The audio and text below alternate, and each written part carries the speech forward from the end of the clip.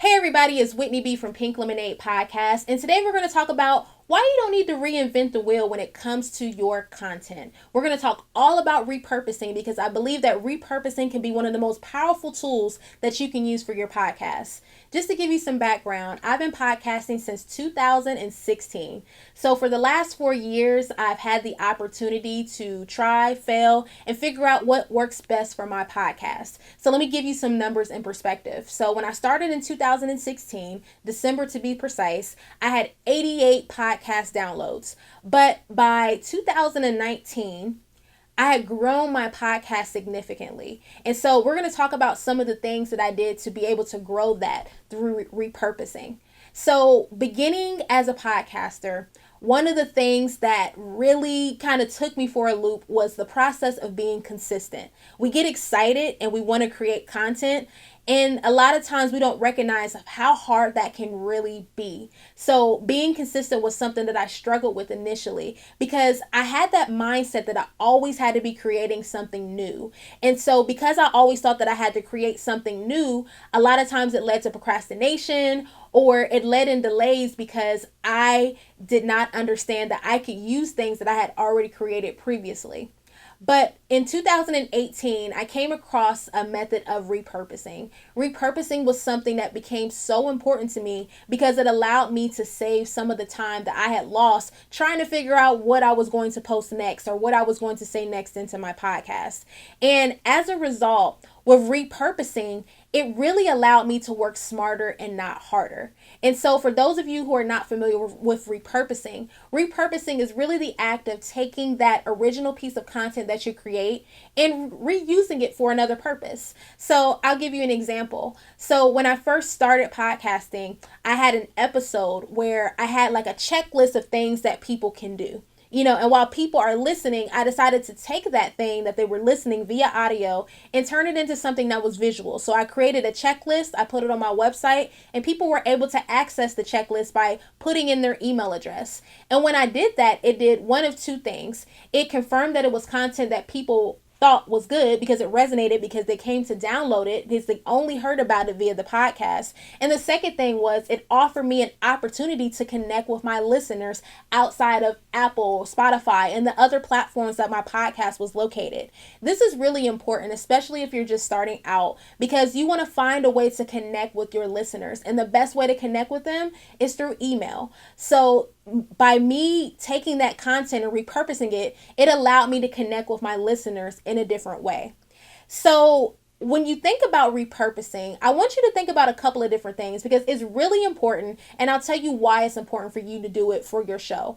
For one, it helps you save time. Again, you want to work smarter and not harder, and you don't always want to constantly be churning out content.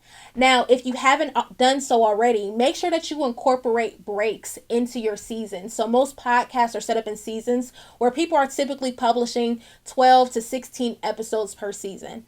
So that's a lot of content to create, right? So you want to make sure that you take a break. By repurposing, it allows you to get in there and to really put out good content in between as you decide and recalibrate. So it's really important to think about how you can use old content to kind of keep that flow going, because what happens, and I've seen this happen time after time with other podcasters, they'll have a great season, they'll go quiet, and we hear nothing from them again. You don't want to be that person. Instead, what you want to do is strategically look at your analytics to understand which content performed the best. Once you look at your analytics, figure out what content format best fits that podcast, so that way you can still continue to repurpose the content. Whether you're writing a blog post about an old episode, whether you are creating audiograms on social media, which are those little videos that you see with the sound waves with the words that pop up, those are all examples of repurposing. This will allow you to stay relevant, so when people are looking for you, they find you. Because at the end of the day, podcasting is one of the fastest growing industries, and it's projected to grow even more in the upcoming years. So it's really important that you think about, how do you stay relevant when it's time to take a break? This was something that was particularly hard for me because I had life challenges. I run a business. So, different things were happening that made me take breaks, but I recognized the importance of staying relevant. And by repurposing your content, it puts you on a track to do so. And then finally, another reason of why you should repurpose content is that you can really understand how to capture how people are finding you. So this is something that's really important because a lot of times we focus on creating a podcast, but in reality, we can find other people who weren't essentially podcast listeners and they can create a path to find us. So let me give you an example. So, let's say that you did create a blog post based on a podcast episode that you've done. What you can do is you can take the transcript from your podcast, and it's a great tool that you guys can use called otter.ai.com. It's a great tool because you're able to transcribe your podcast content for free. You'll have to do some light editing through a tool like Grammarly, or you put it in Microsoft Word, and then you can turn that into essentially a blog post. And what happens is, let's say someone stumbles across your site because they're Googling how to do something and your podcast or your blog post pops up. So essentially what can happen is they can click on your blog post, and what you can do is not only do you have that blog content that's based on the podcast, you can actually embed your episode right inside of that blog post. So it allows them to get what it is that they want. And then if they're new to you for the first time, they see, hey, this person has a podcast. And hopefully that leads them down the rabbit hole of wanting to learn more about what it is that you do. So this is really important. And it's a strategy that I think is really important to utilize. So again, you can capture an audience who may not have necessarily found you through some of the main podcasting platforms. So as you think about that, you're probably like, wait, okay, I want to repurpose. So how do I get started? So again, the biggest thing that you want to think about is think about your repurposing process. I always tell people when you repurpose, you want to think with the end in mind. And so essentially what that means is you want to look at the content that you create and you want to ask yourself, is this something that's going to be relevant in the next 2 to 3 months, in the next 5-10 years? So that's a really big part of repurposing. Now, this is really good for people who have things that are kind of abstract. So for me, I'm a podcaster. I talk about personal development and self-help. Those things are kind of evergreen. And what I mean by evergreen is it's something that people are always going to access. It's something that never gets old. But if you do a podcast, let's say you do a podcast about politics, the news, technology, those are things that change all the time, right? So there's still hope for you because you can always give updates on those specific things. You can always take old audio and then combine it with new audio to let people know what are the updates and changes since the last time that you've covered something.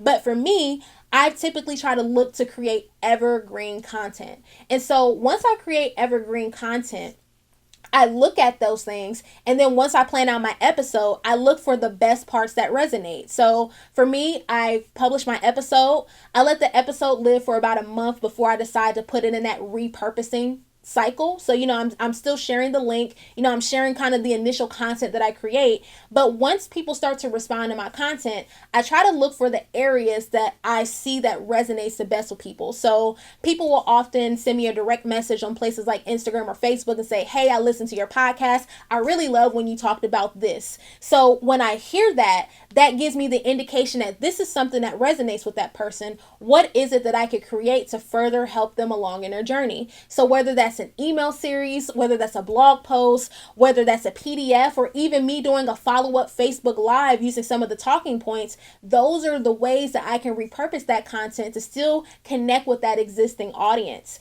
And then the other thing that I think is important, and this is just a little tidbit for you guys, as you are creating content, think about this, specifically with social media.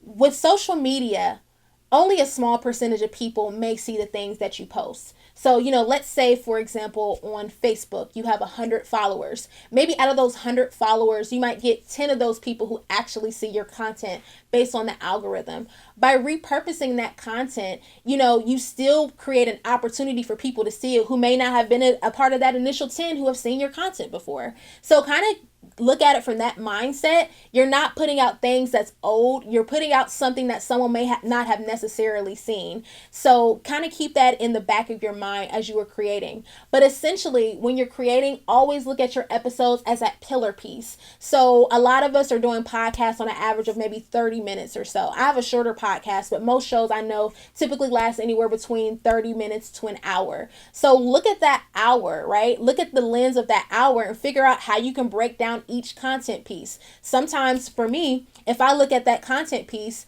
if I have, let's say 3 points, I can take 1 point, and 1 point can be a week's worth of content that I could repurpose. I could do polls about things that we've discussed before. I could create those downloadable items that people have. You can create those audiograms. You can create quote graphics. Just think about how you can leverage the content that you've already created to create new things for people to be able to see on that platform. And, again, if you guys are looking for the different types, I'm just going to list off just a couple. I've said a few already, but, think about GIFs, right? Think about if you have a podcast where you're using video, and if someone makes a funny expression or something happens, can you make a GIF from that? Think about playlists. So a lot of my listeners listen to me via Spotify. So if you wanted to create a playlist of things that essentially are a part of a certain theme. So let's say if your podcast covers a certain theme and you have 10 episodes under that theme, put it into a playlist so people can listen to those things back to back. It doesn't mean that you have to create something new, but people are still able to listen to those episodes and get a feel for what it is that you do without you creating anything brand new. Again, I keep stressing email because email is so important. If you want, think about, is there an email challenge that you can create based off of a podcast episode? Can you turn a podcast episode into an email course? Those are all of some of the essential things that you can use as a podcaster.